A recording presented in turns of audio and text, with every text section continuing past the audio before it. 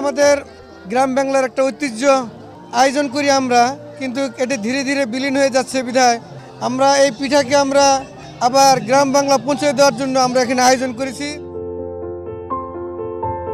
এই শিশুরা তো পিঠা সম্পর্কে অনেকে জানে না যে কোন পিঠা কি নাম।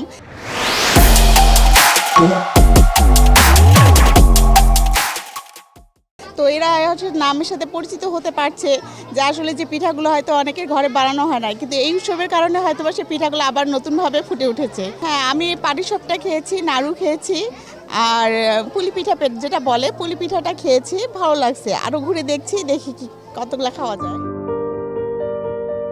এখানে হরেক রকমের পিঠার আয়োজন করা হয়েছে। এখানে বাচ্চাদের নিয়ে আসছি, তারা পিঠার সাথে পরিচয় হচ্ছে, দেখতেছে, আনন্দ পাচ্ছে। আমরাও দেখতেছি, ঘুরতেছি, খাইতেছি, ভালোই লাগতেছে মোটমাট সব কিছু।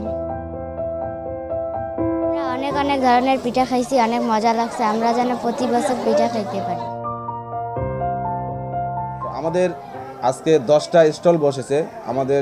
আমাদের ছাত্ররা এবং শিক্ষকরা যে রকম পিঠার আইটেম তারা নিয়ে আসছে, প্রায় 1.5-2 ঘন্টার মধ্যেই সব পিঠা শেষ হয়ে গেছে ইনশাল্লাহ। প্রতি বছর এই ঐতিহ্যবাহী পিঠা উৎসব অনুষ্ঠানটি আমরা পালন করি।